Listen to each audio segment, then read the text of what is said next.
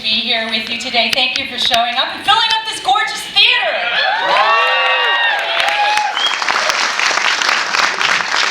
So I wanted to bring my castmates out. Is that okay with you? All right. Who's first? So first I thought I would start with the ladies. You know her as many things, but also as Ivanova on Babylon 5.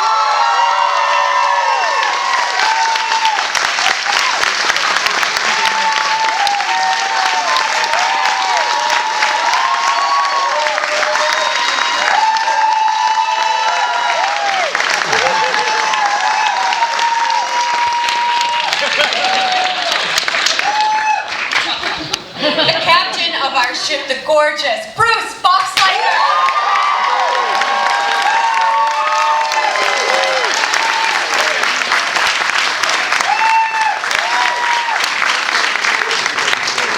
The most interesting ambassador you can imagine, Delenn Mira.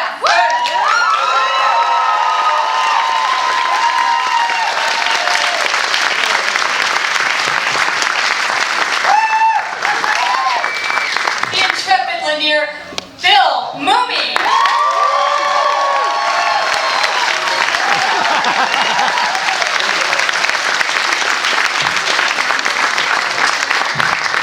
How about that outrageous Garibaldi?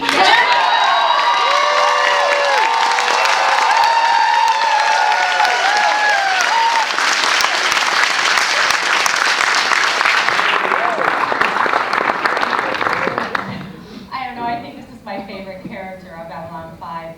Veer! Yeah. Stephen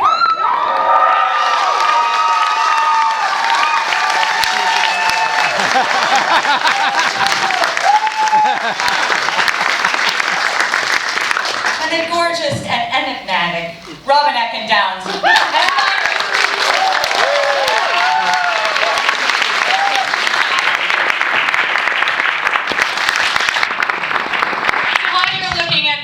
People, I wanted to talk a little bit about you. First of all, we have a photo of all 8 of us.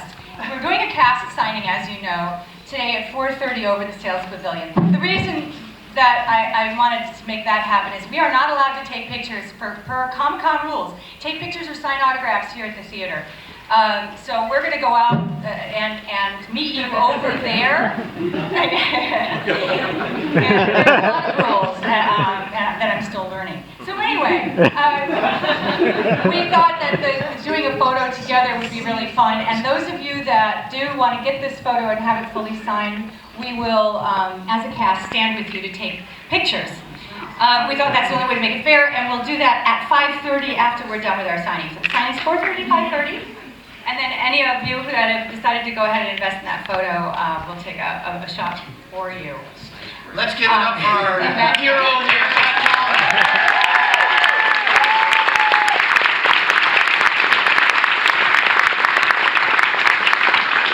And I wanted to give you a message from Peter. Peter really wanted to be here. He said, you know, he had a heart attack a few months back. He did. But he is doing really well. He's doing great. It's just that these things take time to heal. And we were going to try to Skype, and he just really didn't even feel up to that. He's spending the day with his son. So he said, I wanted to, first of all, tell everybody I'm doing great. I really am doing great. I'm just a little impatient.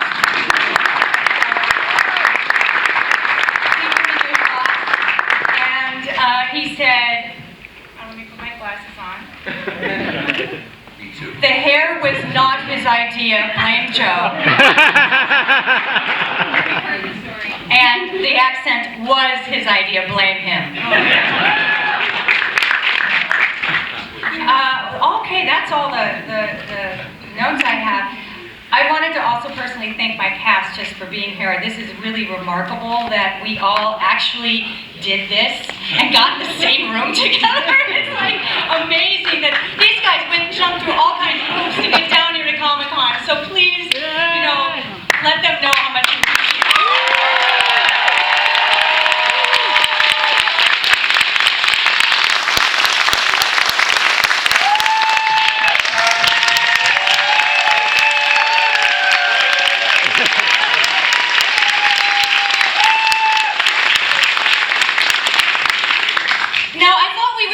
we're taking a couple minutes to hear about what everybody's doing now. Is that okay with you guys? And then we're going to do a Q&A, and the microphone's going to be over there. So we'll get to that after we do kind of a catch-up with everybody. And I'm just going to go down the table. Is that all right? Does that make sense? Okay, Jerry, it's you. We're starting with Jerry Doyle. Jerry. Yes. You're like a famous radio guy now. Yeah, I think this is meant for me. It says, please be aware that many members of your audience may be under 18 years of age. Are there kids here under 18? No. Oh, fuck it then.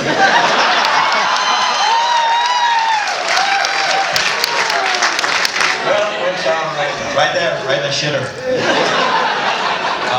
Yeah, real quick, I just have a nationally syndicated radio show. Depending upon who's lying, it's either the 4th largest or the 7th largest or the 10th largest. I'm an equal opportunity offender. If you do well, I praise you. If you do shitty, I throw you under the bus. Could be my mom, could be the Pope. I started a digital distribution platform for the new American middle called epictimes.com. Check it out.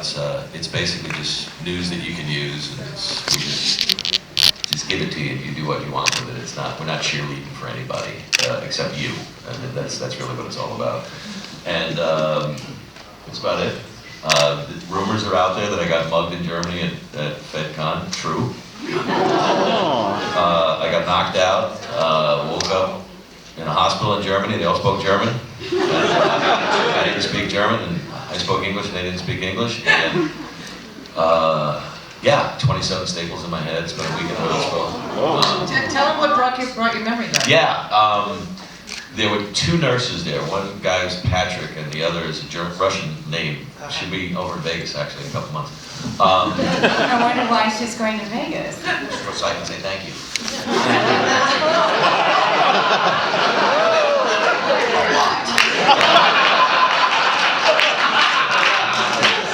So they came in my room the second day that I was there, and I'm watching The Big Bang Theory in German, and I'm watching Mike and Molly in German, and I wasn't sure who I was. I didn't really know where I was. I had no idea. I had no credit card. I had no phone. I had no nothing. And they came to the end of the bed, and they go, "Were you on Babylon 5?" And I went, "Yes, yes." Yes, I'm Jerry Doyle.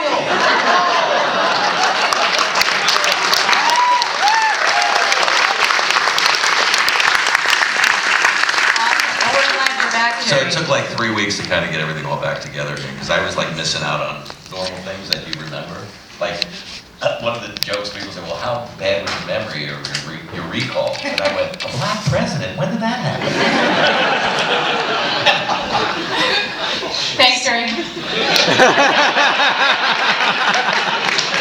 Billy, hi, Billy. Hi. How are you? Real good. Real good. Real good. Real good radio. Bill, you just released a new CD? I did. A brand new CD just came out a couple weeks ago called 10 Days. You can get that wherever you get your CDs or download it, iTunes and things like that. Kind of an interesting project. It was written and recorded and mixed in 10 days from scratch as an experiment. Hence the name. This is the 50th anniversary of Lost in Space.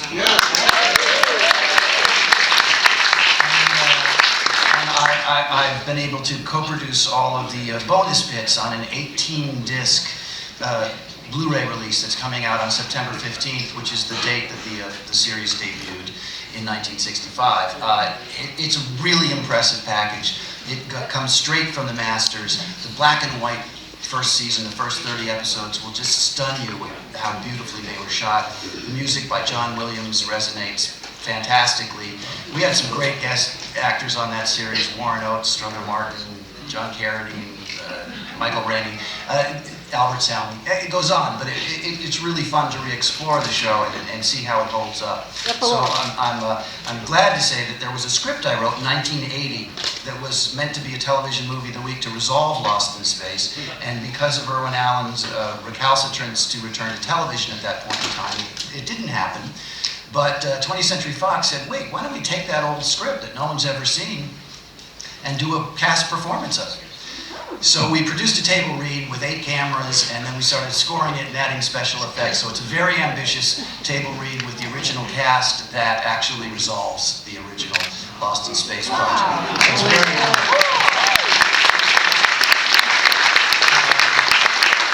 Other than that, Bruce and Mira and I have been working on a sci-fi project called Space Command. I was fortunate enough to voice Abraham Lincoln for the History Channel's Civil War in Color special a few months ago, and that was a great honor to be able to do that.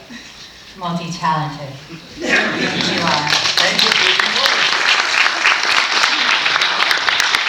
Mira. I just have to say, you know, I watched Billy when we were both kids, and I was a kid in Yugoslavia, Socialist Federative Republic of Yugoslavia, and I was in the audience. I was on the, you know, in front of my black and white TV set, watching this kid, this incredibly charming kid, and I didn't know that your hair was red because, you know, it didn't have color. So that's what I found out later. I didn't have hair when she found kind of bald.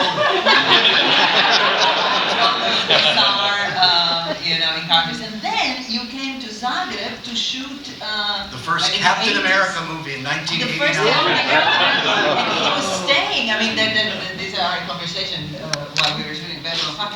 You were staying next to my theater, where I was this, you know, star of theater playing the classics at the Croatian National Theater. And I asked Billy, have you ever been? I mean, did it ever cross your mind to come to see a play? Because you would have seen me. That would have been He cool. said no. Okay, as my project. So Lantern City, a beautiful, wonderful project that I'm very excited about. Space Command. I wrote a play that's touring ex-Yugoslavia, and is kind of interesting what happened to that play, because it's a play about my life, my growing up, and so on and so forth. My book, which I guess I'll be writing until the day I die. You will be right. We're going to work on that.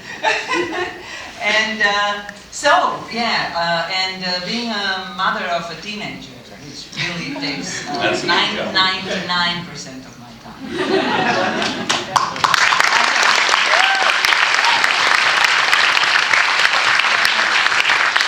So much talent at this table, and Bruce, I'm so grateful you got here. So he came down from Vancouver to be here.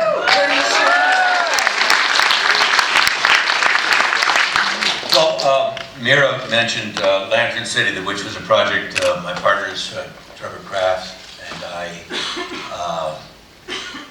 launched here. I think it was in 2012.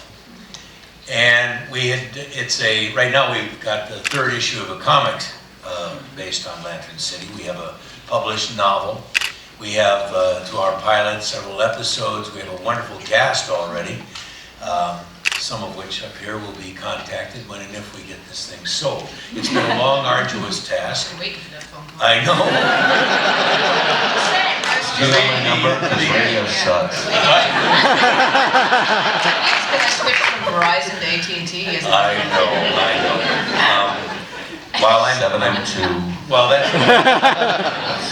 I was a former member of Tron, but that is dead and gone now. As you may have heard a number of weeks ago, Disney, for some reason, blames George Clooney. I don't know why. But that was imminent. That was about to start shooting in October in Vancouver, my home away from home. And but whatever the reason, they're not continuing with those movies. So I'm out of a lot of money. Anyway, but I know. Which wouldn't be anywhere near the money Tron would make. I'm very happy. I'm shooting and just finishing up this week the 3rd season of a Hallmark series called Cedar Cove, starring the lovely Andie MacDowell. It's not for anybody in this room. There's one lady there that watches it. Good.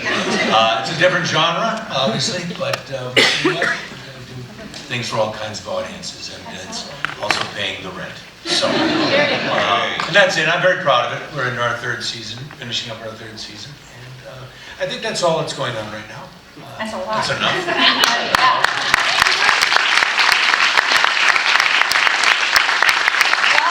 I mean, normally I know what you're up to, but I haven't talked to you in so long. What's going on? Yeah, it's been a while. He's hungover, by the way. Yeah. Are you? Me? Not me. Yeah, I got a little wrecked at the box party last night. But, Oh. I'm okay. Feeling good now. I guess my latest proudest achievement is playing another telepath, but a different sort of telepath. I'm playing the master on Guillermo del Toro's The Strains. Anybody seen The Strains?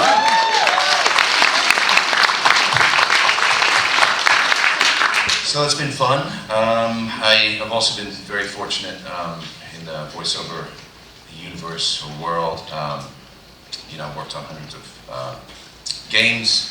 The most popular ones coming out. I just announced 2 days ago I'm going to be in Uncharted 4, which is the 4th in the series. And Metal Gear Solid fans is coming out September 1st. I'm Miller in that.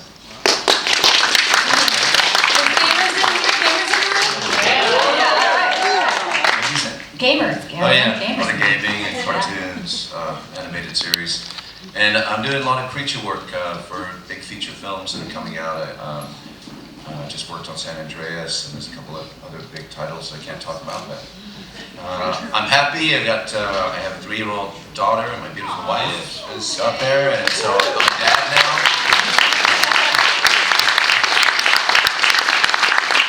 And I still have to say that a lot of the work that I'm doing now, I take from my roots of my first television show and watching all of these guys do their brilliant work in front of the camera and just watch and learn and just took a lot of what's the word I'm looking for? A lot of tips and inspiration from these guys, and I'm so happy to be a part of this little family up here. Aw, he's Robin.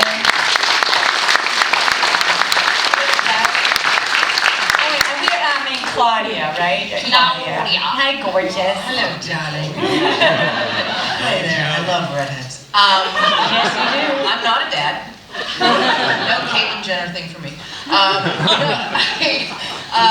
have been busy doing, episodic in films and my games like Guild Wars and StarCraft and Angelina and all that stuff, and I have very excited to probably be here next year with my new novel Wolf's Empire, which is sci-fi military in a Rome that never fell. Yes. And that's coming out from Tor, one of my favorite publishers, so I'm excited about that.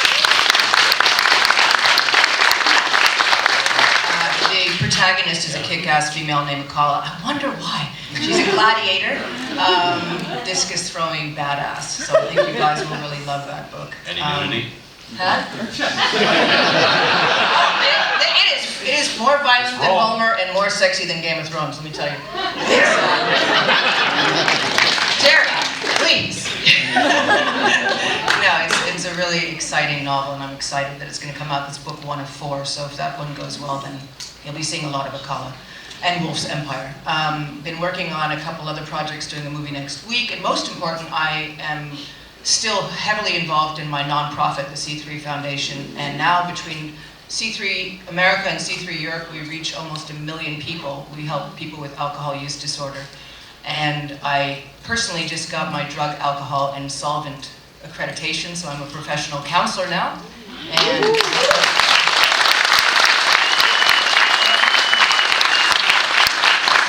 I need some counseling. Evidently. for somebody who graduated at 16 with a GED, I'm pretty damn proud of that. So I'm basically counseling a lot of people every day and doing that, which I'm really excited about, and helping save lives. And the rest of this is just icing on the cake, and I'm absolutely thrilled to be with, I think, one of the most fun bunch of people I've ever known in my life. I love all of you, really. And I miss you!